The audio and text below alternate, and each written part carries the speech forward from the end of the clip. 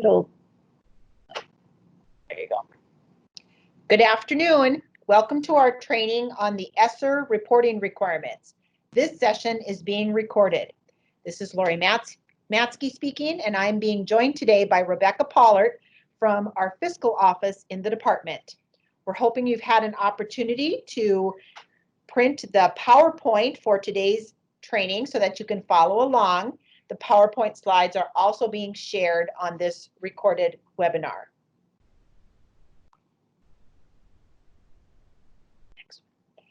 So the purpose of today's training is to, first of all, share the ESSER reporting requirements with participants, and then secondly, to provide guidance on the ESSER reporting, the quarterly report process. Rebecca Pollard is going to specifically provide a web grants demonstration. We have just recently built the quarterly report into the web grant system, and then we will also ask for questions at the end and compile a Q&A and try and answer all of your questions. The first ESSER quarterly report is due by August 11th, 2020. So during today's training, we are going to start by going over the ESSER reporting requirements in law, and then we are going to outline how North Dakota specifically will address these collecting this data. Our process is a little unique in that we were asked to create a monitoring process when we submitted our state plan. However, we believe that by using our new web grant system and these quarterly reports, we will be able to collect all of the information we are required to report, and we will also be able to demonstrate that we can verify allowability of the funds. And so there we can bypass the monitoring process or use these two documents to monitor the ESSER reporting expenditures. So we will talk about the reimbursement claims through web grants and provide some key information there, to discuss the quarterly report via web grants, and then Rebecca will provide a demonstration. Also want to talk a little bit about revising your ESSER budgets, as we've received many questions asking about that process. Talk a little bit about our next steps going forward, share with you some information about some forthcoming federal legislation on the next relief package, and then again, give participants an opportunity to address questions regarding this process. So let's begin by going over the specific reporting requirements within law. The CARES Act, and remember, the CARES Act and ESSER funds are synonymous. Sometimes they're referred to as the CARES Act funds, sometimes ESSER, but that's the same thing, requires that LEAs that received ESSER funds report very specific information. List there the section of law, and specifically bulleted out there are the items that LEAs must report on. First and foremost, the total amount of ESSER funds that have been expended. And that's when on the ESSER report, the quarterly report, you will report funds that you've expended, even if you haven't claimed them yet. If you've spent them during this reporting period, you will want to indicate that amount. Secondly, a detailed list of all of the projects or activities that you've conducted using ESSER funds, the amount spent or obligated for each of those projects or activities, information on any sub-grants that you've contracted with, estimated number of jobs that you've created or positions that you've retained using your ESSER funds, the method that you've used for distance learning if you used ESSER funds for those purposes, if you have provided internet services to any of your parents or homes, what type of services were provided, again, if ESSER funds were used for that purpose, and then the percent of students that were provided with technology devices using ESSER funds. So as we go through the ESSER report, these are the areas where districts will be asked to report information. Now again, North Dakota believes that we can address all of these reporting requirements by using the following two methods. Number one, through our reimbursement claims via web grants, and secondly, through quarterly reports via web grants.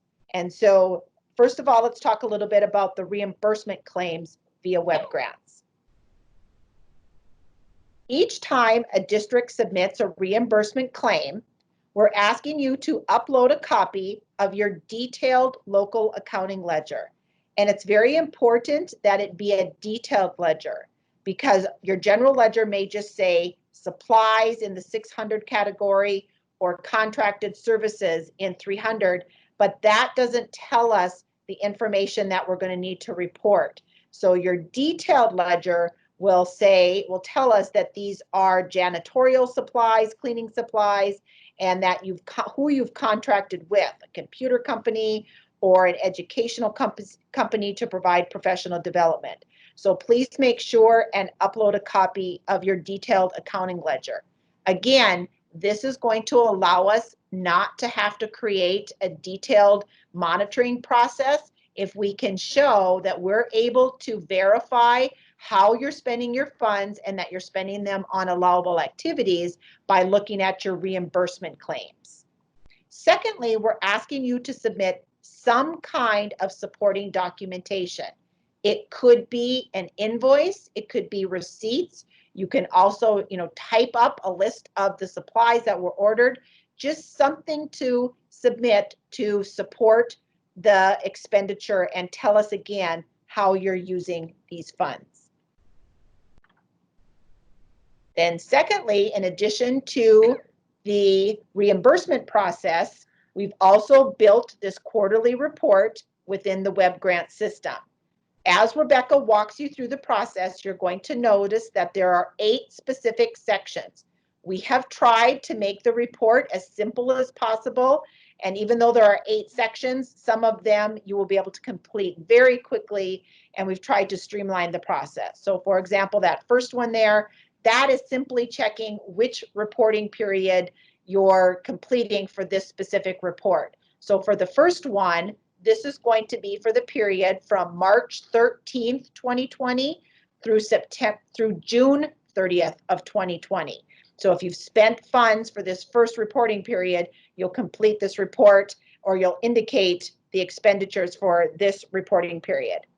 Number 2, the allowable uses of funds. You are going to recognize this section. It is exactly the same as the section when you completed your ESSER application. The difference is when you completed your application, you checked all the boxes how you intend to spend these funds over the duration of the entire grant period. For this quarterly report, you're only going to check those boxes if you use ESSER funds during this reporting period, again, from March 13th through June 30th, then you check the boxes on how those funds were used just for this reporting period. Number 3, the total amount of ESSER funds spent. Again, even if you haven't claimed them yet, that's fine. You can claim them whenever you're ready. But if you've spent funds from March 13th through June 30th, you're going to indicate that total amount. Number 4, you're going to indicate if you've completed any contracts with any vendors. The 5th section, you're going to talk about any positions that you've newly hired or retained with ESSER dollars. Number 6, student participation and engagement. 7, if you've helped families with internet access. And then finally, 8, the purchasing of technology devices, again with ESSER funds. So those are going to be the sections within the quarterly report. It's also important to note that if you're a district that participates in a cooperative agreement, or you have non-public schools within your district boundaries, that you are going to be submitting this quarterly report for those entities as well. The district serving as the fiscal agent will need to maintain control of the ESSER funds for the cooperative agreements and non-public schools. So cooperative agreement and non-public schools did not complete an application. They will never submit claims for reimbursement within web grants, and they will not complete any of these quarterly reports. You will do that for them. Only the district serving as the fiscal agent will complete this quarterly report. So you're going to have to work closely with cooperative agreement and non-public schools to collect the data from them so that you can include all of their data on your quarterly report. At this time, I am going to turn it over to Rebecca Pollard so she can do a web grants demonstration. Okay, for our web grants report, web grants recording today, I'm going to have to show you in a little different method. So I'm actually showing you from the internal view rather than the external. We're just finishing up a few of these forms. As you know, the feds didn't have all the information to us until late, and so it was kind of a rush to get everything put together for you guys. But when you come into your grant, just like you would any other time, you come in here and you see all of your components. This is where you did your claims and all of the other parts for it. You're going to see a component called status reports. You're going to click on that, and just the same as when you do a claim, you're going to go over to the right and say add status report. I can't walk you through it right now because the claims or the forms, aren't actually set up. So I'm going to show you manually what they look like so that we can just kind of quickly talk through. Like Lori said, we try to minimize them and make them as simple as possible so that they're conditional formatting, meaning if you are answering yes or no to a question, it's going to lead you on to the next one based upon that. So if something doesn't apply to you for this reporting period, then you will not have to answer the question. So like Lori said, you're going to come in here. All the directions are very clear. Carefully review the time frame for which the ESSER funds were spent. Obviously, I need to add another timeline in here, but you're just going to, simple as that, click on which period you're reporting on. And then it's going to ask you to check all the boxes where the district expended ESSER funds for this reporting period. So like Lori said, even if you didn't claim them, if you expended them, you need to let us know here. And this matches and lines up exactly with your application, but maybe you didn't do all of the items or utilize all the areas that you're going to. So just click on the areas that did apply to this specific time. You're going to click on all of those items that might apply and then give the total amount of ESSER funds expended this quarter. Just a flat dollar, no breakout, anything there. And the status report works just like your claim. You have to save the form and then mark it as complete to get those check boxes. Remember, we can't get a submit until we have marked everything complete. So if you're missing a submit button, it's because you didn't mark something complete.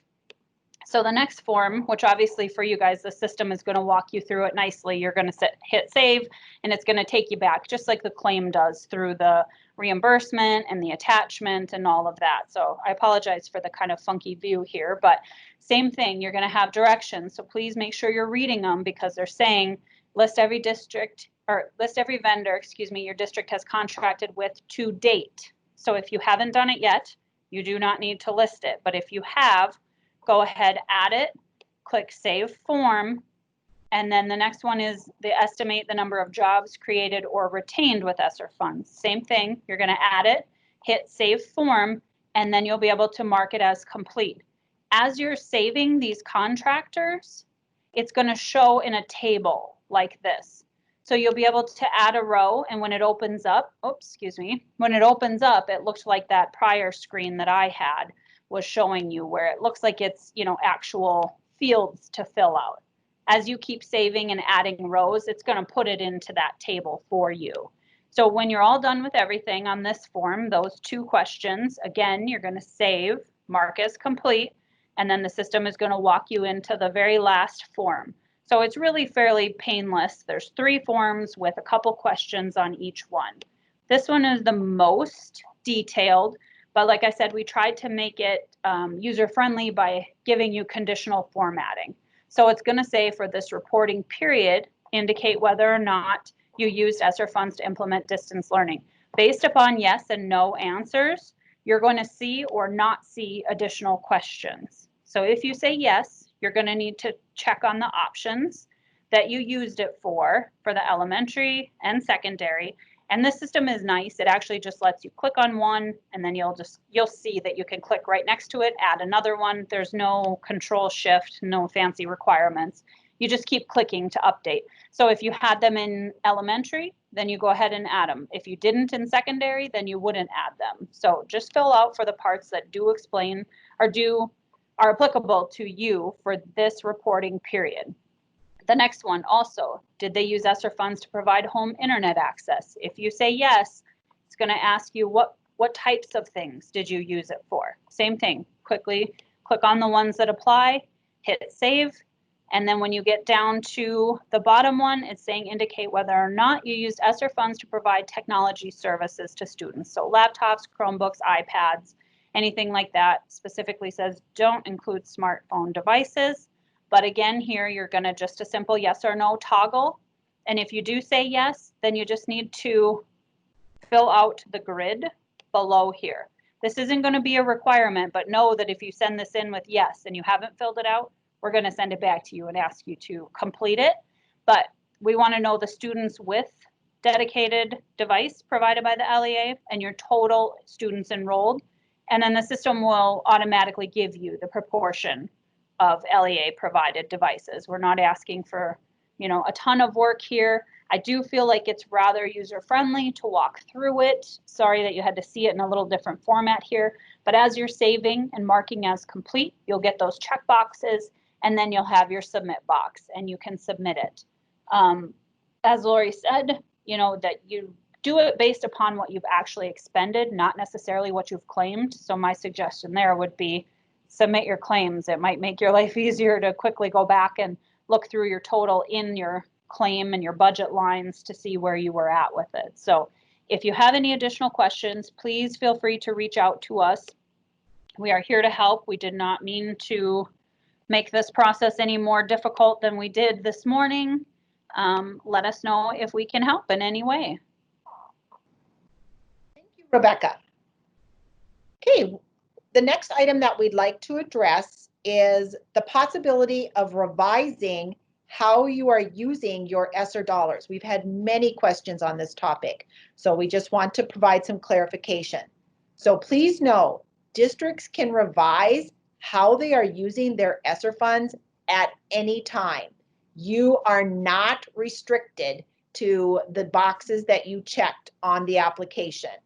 Districts must simply ensure that you are spending the dollars on the allowable activities as outlined in Appendix B. So Appendix B lists that box. It's the same box that was on the application, the same list of items that Rebecca just went over on the quarterly report. So as long as you are spending these dollars on those allowable activities, you will be fine and you can change your mind as often as you like.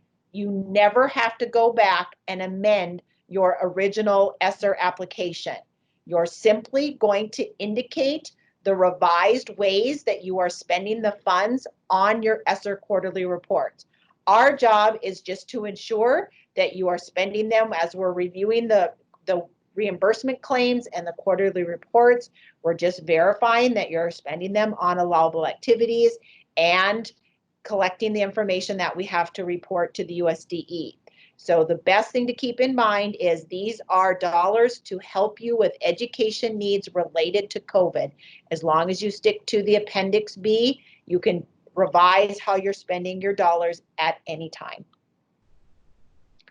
So just to provide some critical next steps and some key information, again, the first quarterly report is due by August 11, 2020, and it is very important that we get those reports from all districts by the deadline because we are going to have to turn around and report out on that information.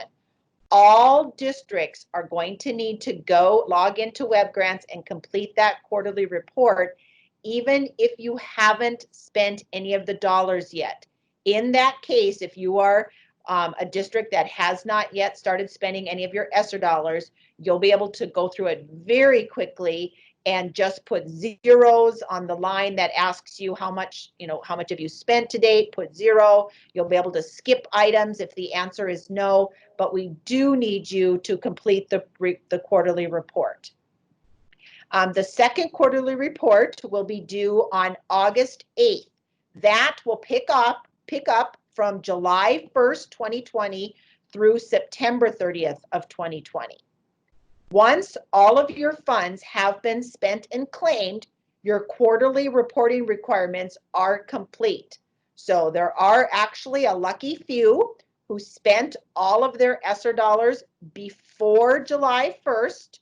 So they will be able to complete this first quarterly report from March 13th, 2020 through June 30th, and they will be done. They will not have to complete any additional quarterly reports if all of the dollars were spent before June 30th. Districts have until September 30th, 2022 to spend the ESSER dollars if that's the decision that you choose to make. There is a full transparency requirement built into the law. So again, we tried very hard to we are only requesting on this quarterly report information that we have to turn around and submit to the U.S. Department of Ed. We did not add additional reporting requirements. So two things that DPI is going to need to do after each quarterly report, we need to summarize that data and we need to turn around and make it available on our website. So for legislators or parents or community members who want to know how these dollars are being spent, that information will be available on our website 30 days after each quarterly report. That is why we need all districts to submit on time so that we can compile the information and meet the requirement to report this information. Then we have to submit reports to the U.S. Department of Ed, but we submit ours on an annual basis. Our first annual report is due to the U.S. Department of Ed on January 29th of 2021. And so that will be for the reporting period of March 13th, 2020 through September 30th of 2020. So the first two quarterly reports that all districts complete, that information will be rolled up and we will in turn turn around and use that data to complete our annual report to the U.S. Department of Ed. Just wanted to give you a heads up about some forthcoming federal legislation. And we know that you've been hearing about this on the news, but the outlook is very favorable for another relief package. There are currently 3 bills being discussed: the HEROES Act, the CSRTA Act, and the HEALS Act. And so hopefully, we are hoping to have a decision soon, possibly by the end of the week, because Congress was actually supposed to recess as of August 1st, but they are sticking around to finish out this relief package. So we're hoping that that will be an incentive for them to finish up quickly. All 3 bills provide significant additional federal funding for K-12 education.